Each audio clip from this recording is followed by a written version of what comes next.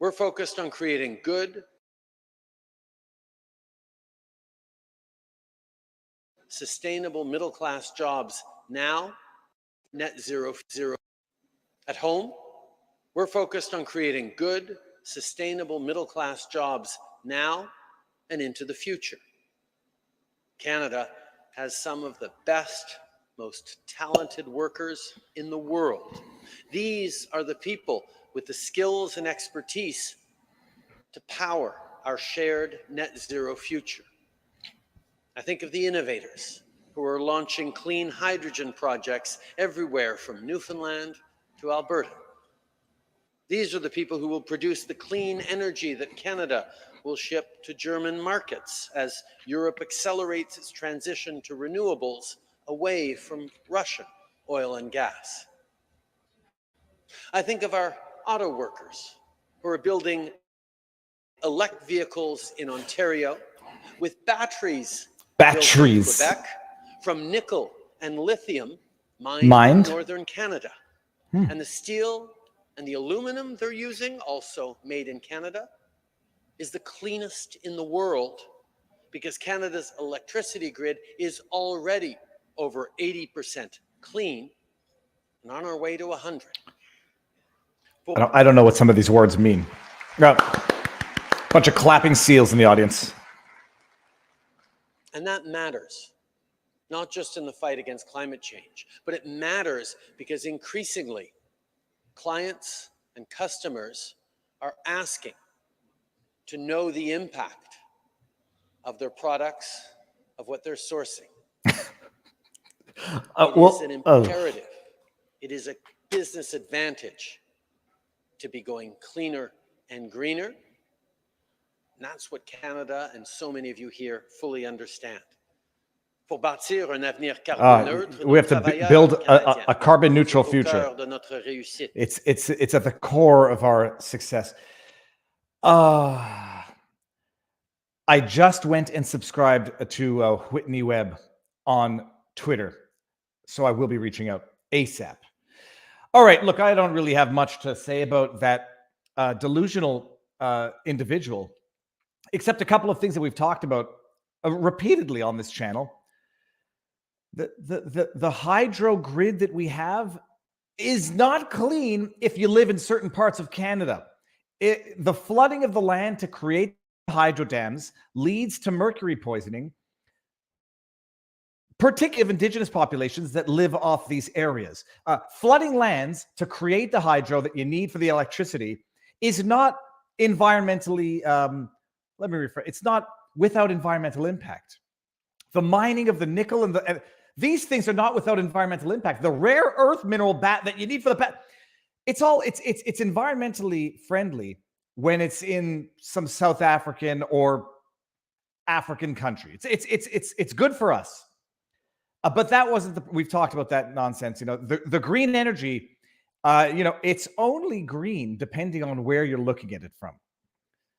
But the idea that anybody is going to invest in Canada under the current regime, until such time as any potential investor or anyone who wants to hold money in Canada can rest assured that the government cannot unilaterally, without court authorization, freeze bank accounts. No, Justin Trudeau has set Canada back, I don't know how many years. But if anybody who has money is thinking of investing it in a foreign country, one of the things you look at, can we trust the government? Well, you can trust the government of Canada if you're in line with the ideologies of the government of Canada. You can trust the government of Canada not to seize your bank accounts, try to cause you to forfeit insurance coverage, try to cause banks to liquidate holdings. You can trust the government not to do that if you remain ideologically and politically aligned with the government.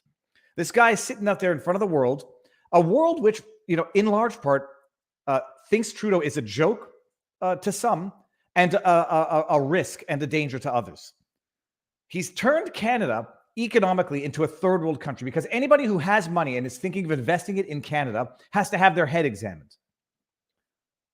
Until there is a time where there's legislation. I mean, I don't even know that you need legislation passed to let the government know it can't break the law. Justin Trudeau, now all he has to do, declare an emergency, and we can seize bank accounts just like that. Poof. And no due process, no constitutional rights, no going through the courts. We can authorize the banks to do it and immunize the banks for doing it. It's beautiful. So anyways, get your vomitus in right there. That was the intro, just so we can, let people trickle in and see what's going on in Canada. Just to give an update on the Emergencies Act inquiry. I am simultaneously streaming that pretty much all day, every day, until I have computer glitches at home. Not doing it so that I can spend 12 hours a day listening to people talk and then occasionally chiming in with some insightful observations. The Emergencies Act inquiry is now entering its second to last week. It started in October. You all know what's going on. It's day in and day out, and I mean day in and day out. It starts at 9:30 sharp. The breaks are tight. Lunchtime is tight, and it's been going until 6:30, 7 o'clock, sometimes later. It is repetitive. It is. I don't think there's been anything radically insightful or radically earth-shattering that we didn't already know. Just more and more evidence of the same. The federal government abused of its right to invoke the Emergencies Act. The provinces did not want it. The provincial police did not need it. Justin Trudeau knew that the provinces did not need it because 5 days before invoking the Emergencies Act, he was telling Ford in Ontario, you have the resources you need to deal with this protest. Do it. It's more of the same of what we've already known from the beginning. So the idea of me sitting in front of a computer for 12 hours a day just so I can occasionally chime in and say, hey, here's more evidence of the same, not doing it, but I'm running it as a separate simultaneous live stream on the one hand so people can find it more easily, because going to the public order emergency commission website to click on the link, it's not that easy to find it. It's boring as hell, and I'm actually quite impressed that there's over 1,200 people between YouTube and Rumble, but mostly on Rumble, watching this thing day in and day out. So that's it. That's the essence of why I'm running that simultaneous live stream. It's not so that I can sit there and commentate on it. I'll do that here. That Public Order Emergency Commission, POEC is the hashtag, is more of the same of everything that we've already known from the beginning. It was an absolute abuse of government power, an absolute overreach. What we might have fleshed out through this hearing is the absolute state of incompetence between the various provincial authorities, RCMP, OPP, OPS, federal government, incompetence, political infighting, sensitivities among council people. It's a high school drama extended over 6 weeks. I just hope the Commissioner Rouleau gets it right. And that's going to be with a sternly worded recommendation that the government exceeded its constitutional authority, its jurisdictional authority to invoke the Emergencies Act. Yeah. Load of garbage. It's a load of garbage. Anybody who's been watching it knows this. I mean, and just to show you what a load of garbage it is, let me just get here. This is not mask shaming, and there is no but to that. This is not mask shaming. This is assessing people's thought process, risk assessment. First of all, everybody's got to go watch Stein 99. Where is it? I posted the picture. Where's the picture of the RCMP commissioner is testifying this morning. Commissioner Slowly, here we go. In a mask. We're in the month of November 2022. That's not Slowly, so that's Lucky. That's RCMP Commissioner Lucky, sitting next to an individual who's not masked, wearing a mask. Now, this is not about mask shaming. If indeed Commissioner Lucky is immunocompromised or needs the mask for whatever the reason, it is entirely scientifically illogical that she would be in that room shoulder to shoulder with someone not wearing a mask. If she's that immunocompromised, she should probably be doing this virtually without a mask. Why? Because this is not a court hearing, but it's still an inquiry. It's still important to assess witness credibility, witness facial movements, whether or not they're being deceitful, whether or not they're embarrassed, whether or not they're being defiant. It's kind of important to see the faces of witnesses when they're testifying. And this is the RCMP commissioner wearing a mask 2 years into this during a public hearing on the invocation of the Emergencies Act. If she's that scared, she might want to choose another line of work. If she's that fearful or that immunocompromised, she should probably be in isolation, take the mask off so that when testifying at perhaps the most important commission in the history of Canada, we can sort of see the face to know whether or not we are being swayed by the testimony. That, and I will not make any scientific statements. Hold on, and the anti-Semites are out. Hold on, where? I haven't even gotten to Charles Barkley and Dave Chappelle yet. Come on, let's not get ahead of ourselves here. So, standard disclaimers, by the way. Here's a wonderful super chat from Master Malrubius. Viva, I am in danger of getting blackpilled by all the red pilling I've been taking. How do you deal with the depressing news all of the time? Good question. I don't have an answer. I think I'm not the best person to talk about meditation and calming one's mind, but I am trying actively now to quell the negative thoughts. It's tough. You know what's here's how I deal with it. I was jogging one day and I saw this bird. It was an egret. It was an egret. It wasn't a heron. Just sitting there, immobile in the water. I know it's waiting for food, but I'm looking at this like, Mike, what a waste of time. What the hell is it doing? Just go fly around, like have fun. Its existence, it has no choice once it's in existence.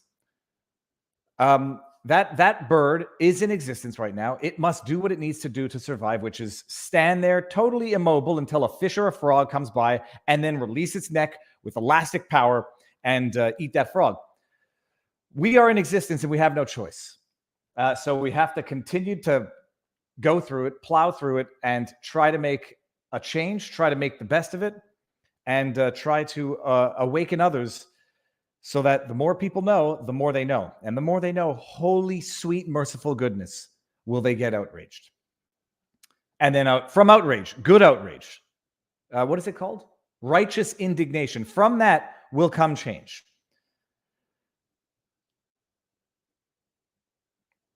I'm not reading some of those chats. Now, hold on. Before we even get into it, I see people saying,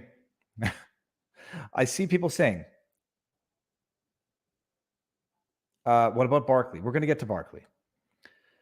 Pray a lot. I see people praying. If praying works, I mean, it would be great if praying works. I think praying does not summon any external forces. I think it builds up internal forces. So I think that the value of praying is in the act itself, and inspiring and giving courage to the individual through the prayer. It's interesting. I follow Jack Posobiec. I follow Jenna Ellis on Twitter.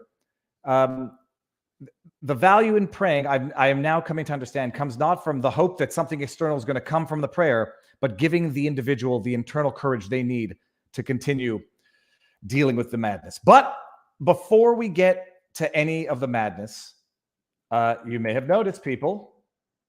Hold on. I know that I put it there. Speaking of, we're going to get into some, arguable fraud. We're going to go through the FTX business. It's a rabbit hole of epic proportions that I don't think people can possibly understand. And I'm but a noob scratching the surface. You may have noticed as we came into this stream, it said contains paid promotion, because it does. Because today's sponsor is none other than the air filter that I have currently running in the kitchen, EnviroCleanse. The website is ekpure.com, and if you use the promo code VIVA, you'll get 10% off the unit and a free air quality monitor. And I know there's some sticker shock to this, but I'll explain. If you need an air filtration system in your house, you know that you need it. They are within a certain price range, and they're not all equally good. EnviroCleanse, patented technology in the filter that neutralizes bacteria. It's got a thick, juicy HEPA filter that filters out particulate matter, and then the patented technology in the filter that neutralizes bacteria, germs, etc. It is used by the Department of Defense. Can't say in how many areas or where, but it's used by the Department of Defense. It's in 300,000 classrooms in the United States. I'd like to get it into some classrooms in Canada so that they can actually breathe clean air without having to open the windows in winter for proper circulation. It's got patented technology in the filter that neutralizes bacteria, odors, objects smaller than the Rona. So it will reduce your risk of getting the flu during flu season. And it's cool. It's sleek. It blends right in. It's quiet. And for anybody who has asthmatic issues in the family, for anybody who has dogs that stink, or kids with allergies, but dogs that are not necessarily hypoallergenic, it's amazing. So go to ekpure.com, echokilopure.com. It'll bring you to envirocleanse.com/ekpure. Promo code VIVA will get you 10% off the unit. There is 0% financing for anybody who is eligible. I don't know what the requirements are exactly. And you'll get a free air quality monitor built by a third party, which will tell you what your air quality is, and that it's getting better once you start running that thing. It's beautiful. And thank you, EnviroCleanse, for sponsoring the free-thinking radicals, the hinged, fringed minority.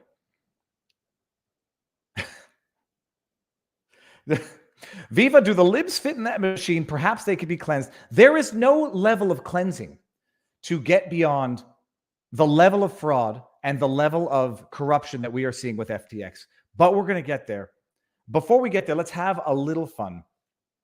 Did everyone see SNL this weekend? I presume the answer is no, because nobody watches that crap show because it's crap, unfunny, political rubbish. It is, in fact, just government propaganda through another arm of the government. But for the fact that Dave Chappelle was on it, and Dave Chappelle tends to be funny, tends to be insightful, I've come to the conclusion that, comedians are the philosophers of our time. Nobody has time for philosophy. Nobody has time for, reading Aristotle and Socrates.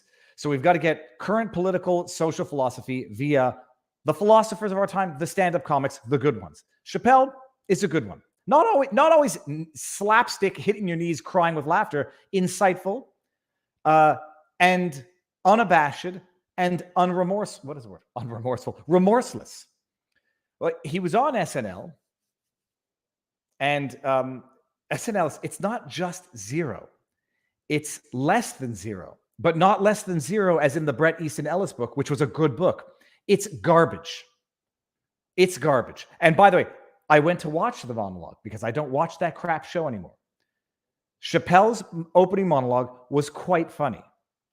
And now, I'm not going to say, as a Jew, I found it funny, therefore it's not offensive. It was funny.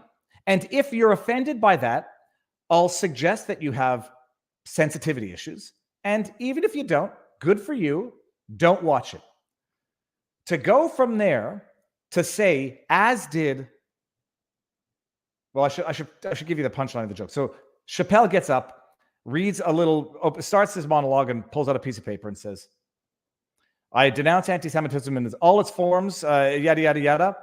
And that, Kanye, is how you buy yourself some time. Funny. It's funny. And you don't have to be of any tribe or persuasion to find it funny. He then goes on to say, there are two words in the English language that you can't put together in the same sentence, the and Jews.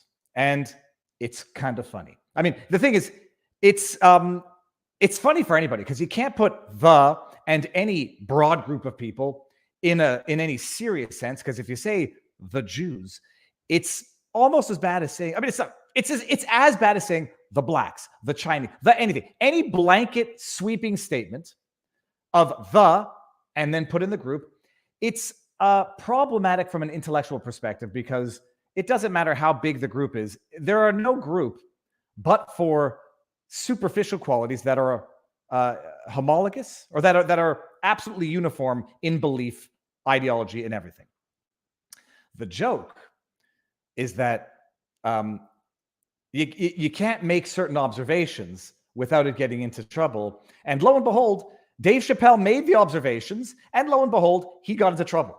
I mean, trouble is in scare quotes, but he got into trouble.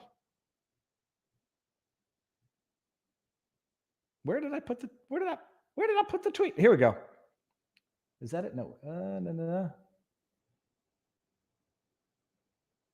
Oh, come on. The guy from the ADL. I have it. I have it here because I brought it. Oh, for goodness sake. Oh, yeah, here we go. So Jonathan Greenblatt, ADL, and I know of the history of the ADL. We've touched on it a bit. ADL CEO and proud. If anybody doesn't get the three brackets, and I didn't get it for the longest time when I was a newbie to the internet, once upon a time when people were identifying the members of the tribe, the Jews, they would put the name in three brackets. And so it became an act of defiance for people, Jews and non-Jews, to put their name in three brackets, sort of like I am Spartacus. So Jonathan Greenblatt is with the ADL. The ADL is purportedly the Anti-Defamation League, although they might arguably be responsible for more defamation than defamation they prevent. But anyhow, set that aside. Jonathan Greenblatt, in response to Dave Chappelle's stand-up comedy bit on Saturday Night Live in his opening monologue, says we shouldn't expect Dave Chappelle to serve as society's moral compass. But disturbing to see NBC SNL not just normalize, but popularize anti-Semitism. Why are Jewish sensitivities denied or diminished at almost every turn? Why does our trauma trigger applause? I would probably, just as a matter of fact, disagree with this statement. As a matter of fact, Jewish sensitivities denied or diminished at almost every turn. I'm not sure what other groups have legislation that prevents certain types of speech. And some other people take issue with that. Why is it that in some countries you have legislation that it's illegal to deny the Holocaust? And yet the Armenian genocide, no such laws exist. This type of legislation, which, whether or not you agree with it in its essence, creates rifts precisely because I don't believe that there's any. I think there might be broad laws of denying genocide at large now. That's insofar or in as much as society has even recognized an incident as genocide to be covered by that. But there are specific laws prohibiting, talking about denying sensitivities or diminishing. It's legislatively protected in certain countries, whereas other genocides are not. Armenian, Rwandan. I think the Rwandan genocide, as far as broad legislation goes, would be recognized as genocide that would be covered by such prohibitions on free speech. Why does our trauma trigger applause? His joke was about Hollywood overrepresentation, not about trauma, not about making jokes about the Holocaust, although the movie Life is Beautiful might be problematic according to Jonathan, if that's the new standard.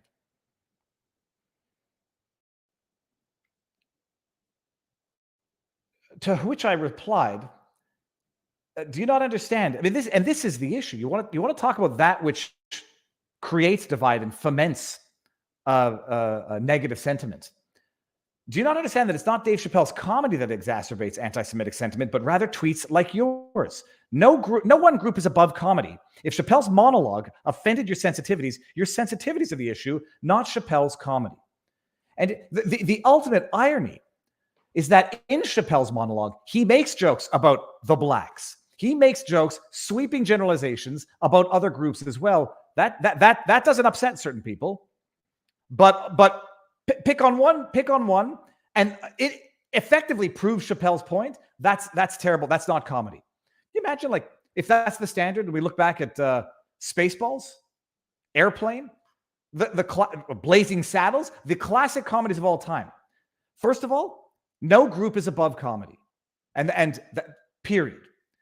If that monologue, in its innocuous jokes about statistical overrepresentations in an industry in Hollywood, offended anyone's sensitivities, methinks thou doth is too sensitive.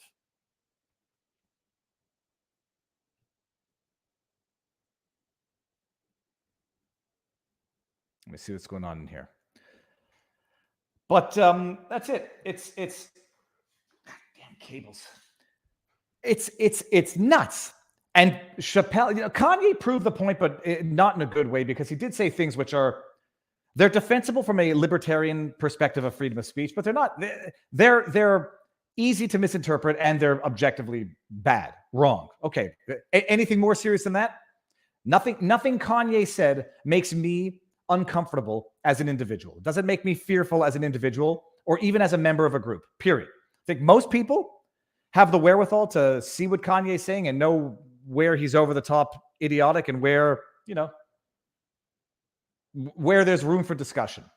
Nobody's going to look at Dave Chappelle's opening monologue for SNL and say that Chappelle is minimizing historical atrocities against any group.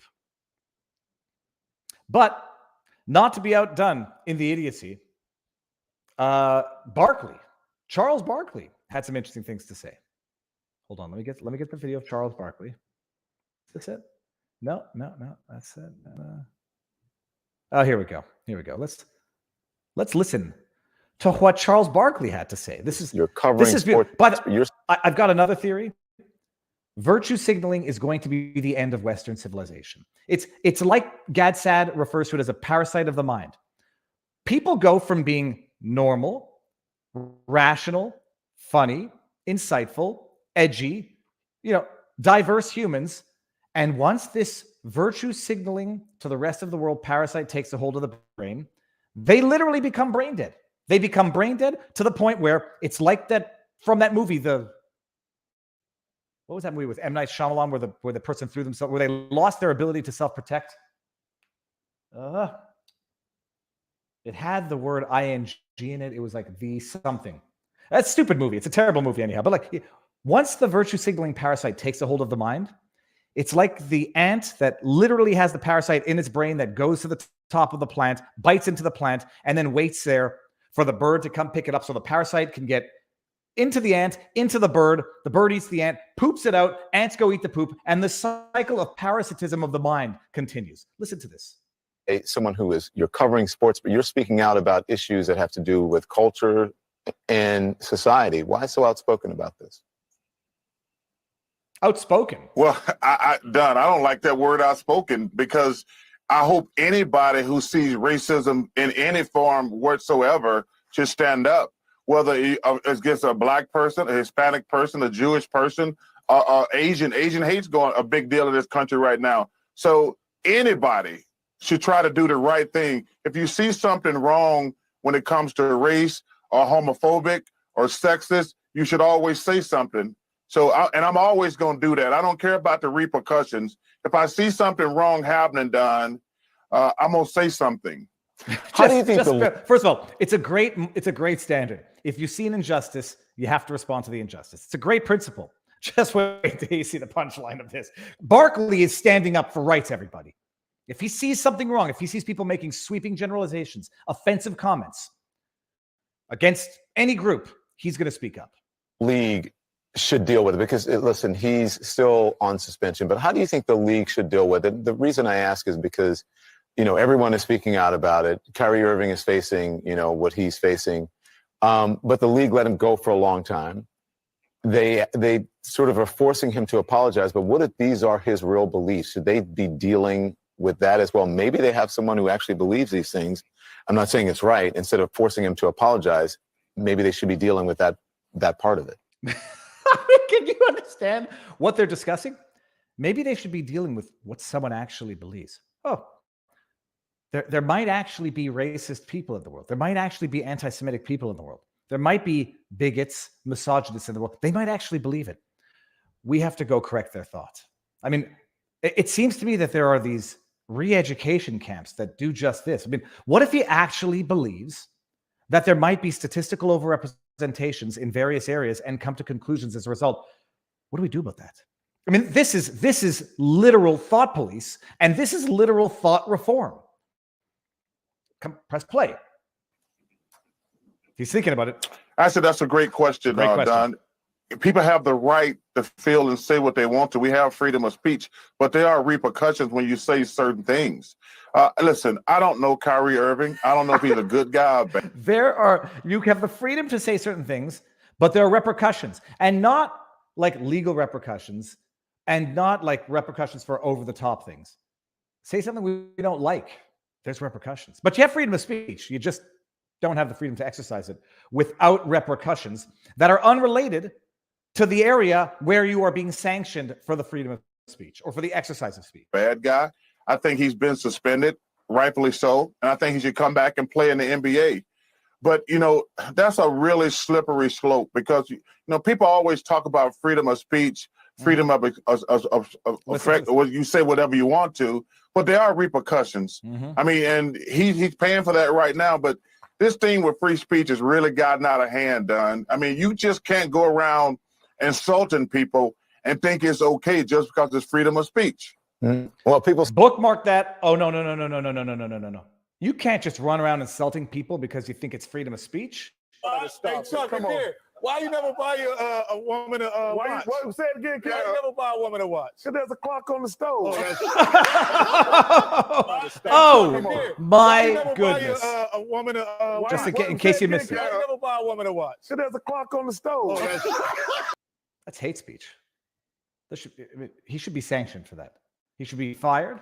He should be suspended. And what if he actually believes that? Why don't you get your, what do you say, your wife or a woman? I don't even know. Oh, but it's okay. Barkley was just joking. Unbelievable rubbish. Who just said what I knew someone was going to say? No.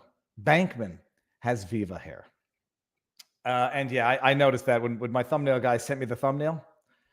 And I said, oh, geez, Louise, there will be jokes about the fro, the Hebrew fro. Oh, I noticed it.